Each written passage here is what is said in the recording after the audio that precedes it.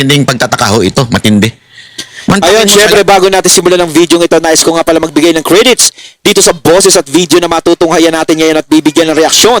Walang iba kundi si Banat Bay. Syempre, huwag niyong kalimutang suportahan ang channel ni Banat Bay, mga katunay. Pakibisita po yan. At huwag niyong kalimutang mag-subscribe at mag-follow para maging updated po kayo sa mga vlogs, reactions at sa mga balita na hinahatid sa atin ni Sir Banat Bay. At syempre, huwag nyo rin kalimutang suportahan ng Banateros, mga idol natin yan. Isa dyan si Banat Bay, mga katunay na lagi nating sinusubaybayan. Ipagpatuloy natin. Lahat po nangyari dito sa Cebu. Kailan lang dumalaw ang presidente? Ngayon is after 2 days or 1 day. Sabihin na natin 1 day. Pero merong hindi dumadalaw at malang hindi tumutulong. Sino yun? Ito. Yan.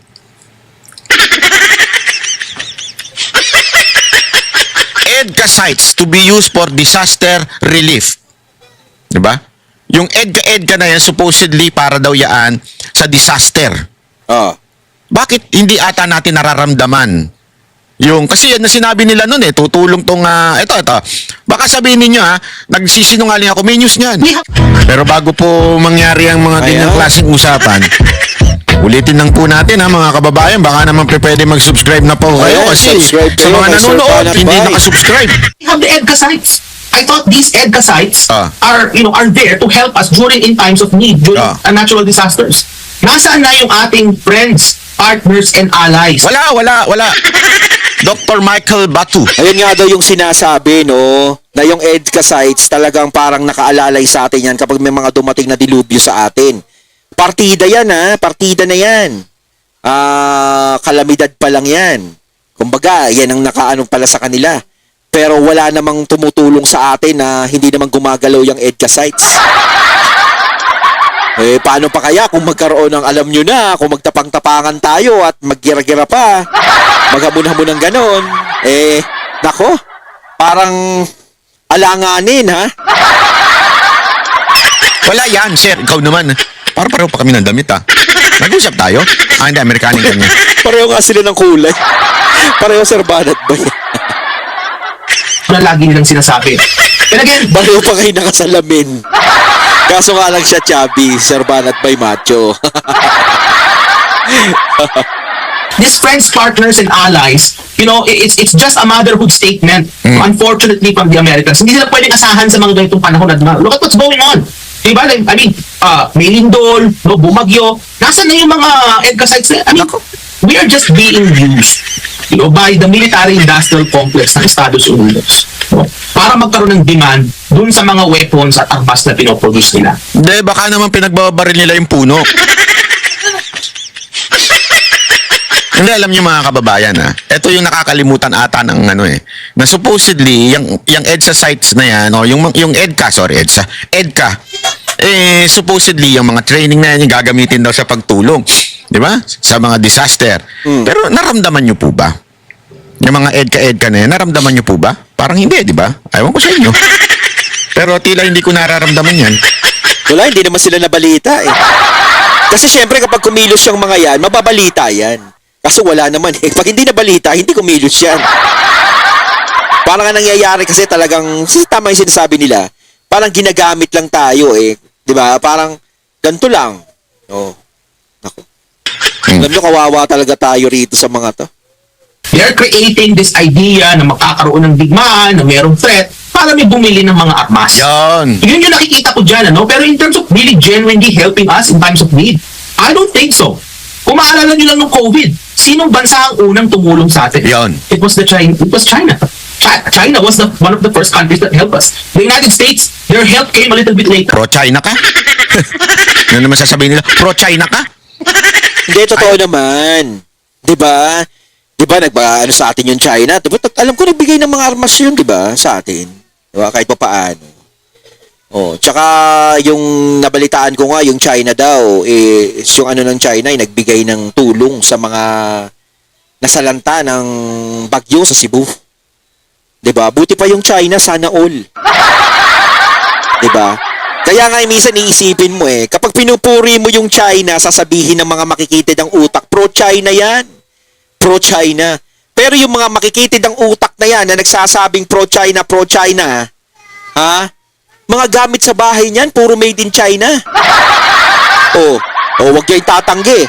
Malamang ko kahit isang pirasong gamit sa inyo, made in China, wag kayong tatanggi. Kasi kung galit kayo sa China, kung talagang galit kayo, hindi nyo nasusuportahan yung produkto ng China, wag na.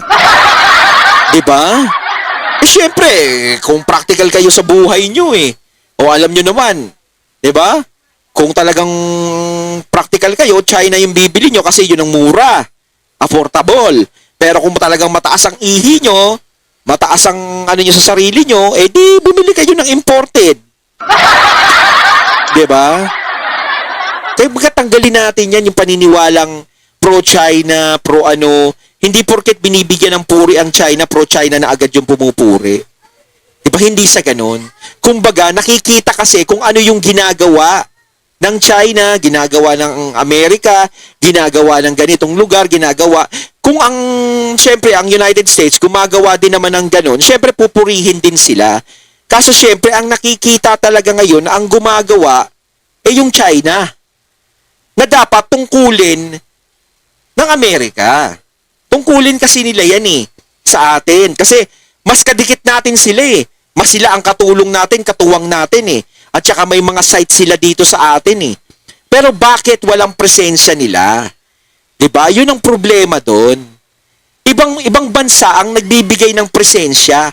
Kung sino pa yung kinaiinisan natin, kung sino pa yung kinagagalitan natin, sila pa yung tumutulong sa atin. 'Di ba?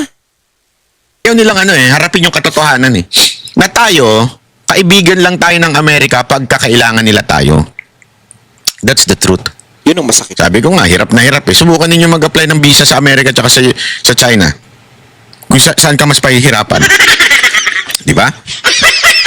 Pero brother tayo ng Amerika, ha? Ito tayo po sa naging gawi nitong si President Bongbong Marcos Jr. doon po sa APEC, no? Naging sentro din ito ng diskusyon sa social media yung kanyang pakikipagkamay kay President Xi Jinping. Ano ang nakikita mo rito, Doc? Considering bago pa ang APEC, halos magkasunod kasi ito nagkaroon po ng ASEAN meeting or conference dyan po sa Malaysia kung saan talagang binanatan, no? Though hindi binanggit ang pangalan ng bansa, pero sa harap ni President Trump at ibang Chinese officials, ang pinatutungkulan doon itong China nga. Tapos doon abay sumingit ng pakikipagkamay na kesyo para di daw ma-offend si President Xi Jinping. Nakita natin ito sa mga videos na kumakalat ngayon sa social media na nabigla, pati yung foreign minister ata, no? Nung lumapit at nakipagkamay. Ano nakikita mo dito po, Doc?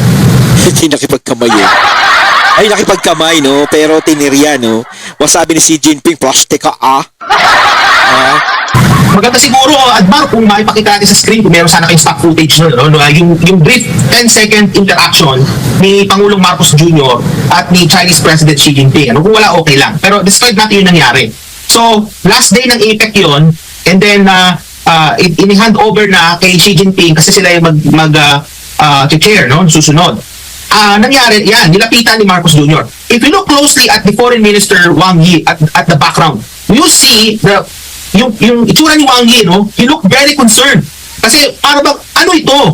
What is going on? Kasi alam mo, Admar, sa mga international summit, no? Sa mga conferences, lalo-lalo na yung mga involving world leaders, yung mga interactions amongst the world leaders, bagamat wala naman nagbabawal no, na lumapit sila sa isa't isa, kinakailangan niyang choreograph at mayroong protocol na sinusunod. May mga protocol officers yan. So halimbawa, kung kakamayan mo yung leader ng isang bansa, dapat yan, kino-coordinate yan beforehand. No? So, ibig sabihin, tinan mo among dyan sa interaction na yan, walang ibang nakipagkamay na world leader kay Xi Jinping, si Marcos Jr. lang. And if you were to carefully analyze what happened there, ang daming sinabi, kung tinanong si Marcos Jr., ano po ba sinabi yun sa kanya? Ang dami niyang sinabi, no, na sinabi daw ni Xi Jinping, na may sinagot siya, pero 10 seconds lang yung encounter na yun I don't believe that yung mga sinabi ni Marcos Jr. na sinabi daw ni Xi Jinping would have lasted that long na 10 seconds. And also considering... Hindi, gusto lang niya talaga kasi ng pa-picture. Alam mo naman yan si Marcos, mahilig yan sa sa, alam mo yun, pa-cute baga. Pa-picture lang yan, huwag kayo nagpaniwala dyan. Kasi keso marami daw siyang sinabi, ganyan-ganyan. Na kailangan din ng interpreter ni President Xi. So, I don't believe that everything na sinabi ni Marcos Jr. yun yung sinabi within that 10-second period. Setting that aside, optics matter a lot sa ganitong klaseng interaction. Bakit? Well, look at the context. If we look back, the Philippines government has been demonizing China for a long time. China has become the villain. No, the Philippine media as well has demonized the Chinese. So, dinidemonize nila yung ang gobyerno ng China and by extension the Chinese people. Kaya nga halos wala na tayong turista galing China because of that demonization. So, and then here comes Marcos Jr. reaching out, his hand to shake hands with Xi Jinping. Tingnan nyo ha, sino yung lumapit at sino yung nilapitan? Si Xi Jinping, hindi naman hindi siyang lumapit. Hindi siya Parang nga nangyari, parang isipin ni Xi Jinping dito, parang pinaplastic ako nitong tao na to. Alam mo, mas lalo bang maiinis si Xi Jinping niya? Siyempre, nakita naman natin, nakangiti si Xi Jinping. Pero siyempre, deep inside niyan, alam niya. Siyempre, kung sila yung pinapatungkulan, di ba? Pare, binibira sila. Siyempre, alam niya yan sa sarili niya. Siyempre, bilang profesional, kapag hinarap mo ako, ngingitian kita. Diba? Sana hindi na lang siguro nakipagkamay. No, hindi na lang siguro lumapit. 'Di ba? Kasi parang parang sa tingin ko parang insulto rin kay Xi Jinping 'yan eh. Siyempre parang ako na yung pinipinpoint mo, kinamayan mo ko eh. Parang si 'di ba? Kay Kristo. Oh, 'yan siyempre. No? Sino ba ang naghudas sa kanya? Si Judas. Ano ang ginawa ni Judas? 'Di ba? Para malaman kung si Kristo, kung sino si Kristo doon sa mga kasama ng apostoles.